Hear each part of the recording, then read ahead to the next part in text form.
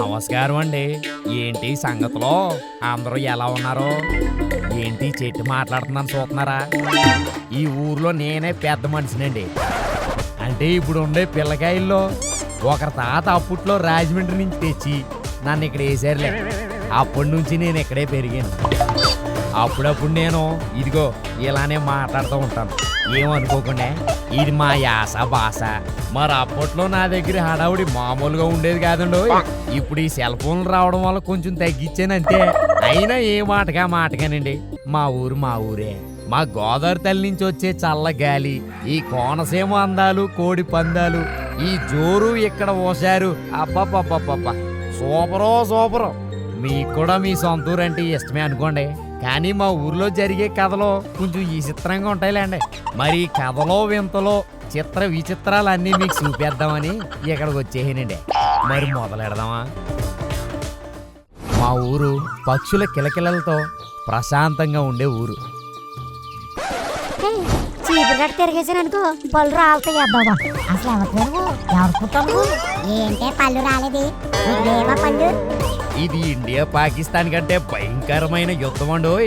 కొంచెం దూరంగా ఉండాలి. మరి మీరేం అంత క్లోజ్ గా దగ్గరగా చూడకండి. మీ ఊళ్ళో కూడా అప్పుడప్పుడు ఇలా జరుగుతూనే ఉంటాయి.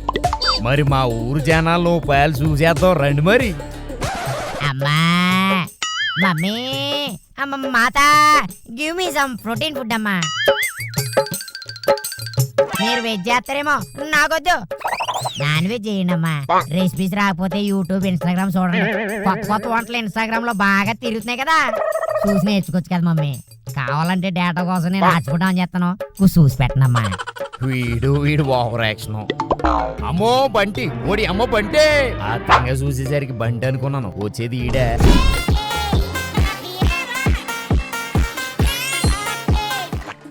నమస్కారం.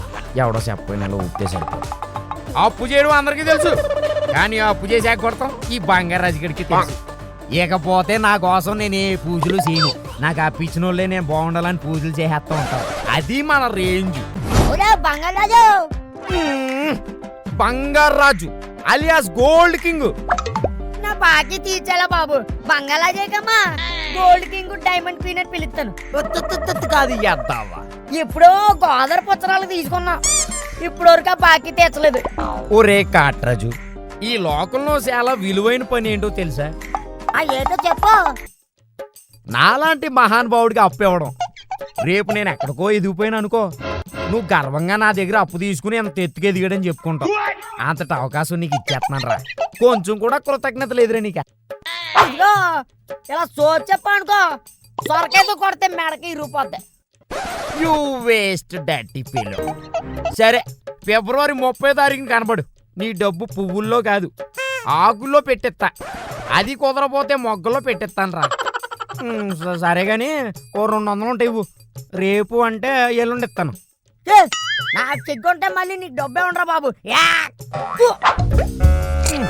It's okay. సోత్తాకి ఎవడో దొరకట్లేదు. ఈ రోజు ఖర్చులకి ఎవరిని పట్టాలే? ఒరే బంగారాజు, మీ అబ్బాయిని పంచాయతీలో పెట్టేశారా, పెద్ద గొడవ అయిపోతుంది రారా. ఏంటి ఈ బాబాయ్ ఉండగా అంత పని చేస్తారా? ఎవర్రా మా బుజ్జిగాడిని పంచాయతీ పిలిచింది? రే ఒరే బుజ్జిగా, నీ వల్ల ఎంత పని అయిపోయిందో తెలుసా? ఊరు ప్రజలందరూ నిన్ను ఊరు నుంచి బహిష్కరించాలని చూస్తున్నారా బాబు. మనం ఇంకా ఏ సమాజంలో బతుకుతున్నామండి? ఈ 5G కాలంలో కూడా అంటారంటానమ్మా, అందుకనే నన్ను బహిష్కరిస్తున్నారా? ఏంటి పెంట పనులు చేసి అంటారా అని తనమంటావా? కొట్టనంటే నడ్డి ముడ్డి ఏకమైపోద్రోయ్. ఏమండి జమీందార్ భిక్షపతి గారు, ఈ ఒక్కసారికి నా మొహం చూసి వదిలేయండి.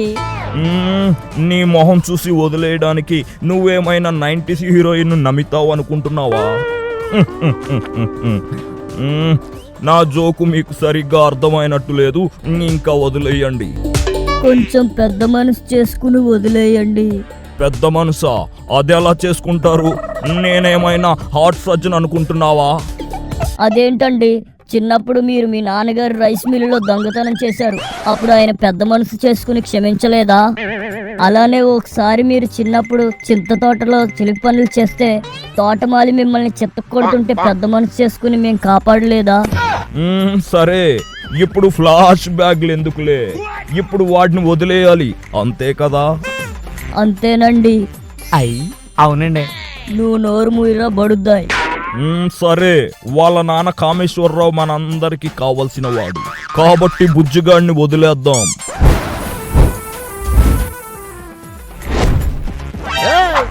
ఎవడ్రా నా కొడుకుని పంచాయతీకి తీసుకొచ్చిందా?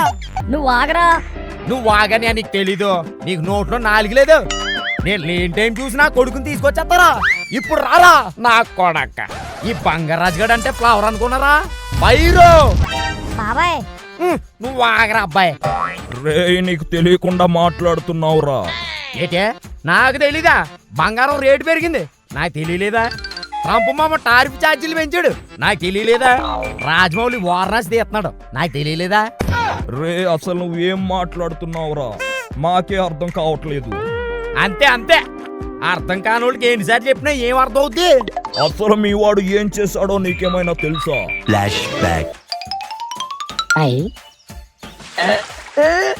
రావట్లేదేంటి?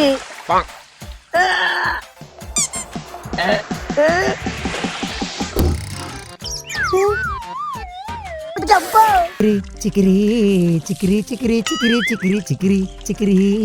కొంచెం పైకి, ఇంకా కొంచెం పైకి.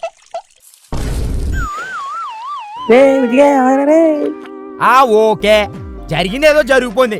ఇప్పుడు ఏం చేద్దాం అనుకున్నారో? ఇప్పుడు దాకా వాడిని క్షమించి వదిలేద్దాం అనుకున్నాను. Very nice. ఇప్పుడు నీ ఓవర్ యాక్షన్ చూసిన తర్వాత అస్సలు వదలకూడదు అనుకుంటున్నా.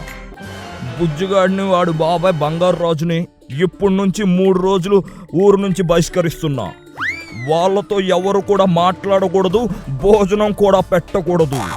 ఒరే కొడుక, ముందే చంటవా? ఏమో బాబాయ్. వీళ్ళు ఊరు పొలిమేర దాటి రాకూడదు. ఇదే ఈ ఊరు పెద్ద భూపతి నాయుడు తీర్పు. అమ్మా మమ్మీ, అమ్మా మమ్మీ, అమ్మా మమ్మీ. మళ్ళీ ఈ ముగ్గురు నా దగ్గరికే చేరారు. ఏం చేస్తాం చెప్పండి? చెట్టుగా పుట్టినందుకు ఇలాంటి వెధవలను కూడా చేరదీయాల్సి ఉంటుంది. సర్లే, ఇంకో ఎపిసోడ్లో మరో కథ గురించి చెప్పుకుందాం. అంతవరకు సబ్స్క్రైబ్ చేసి మా ఊర్లో సభ్యుడు అయిపోండి.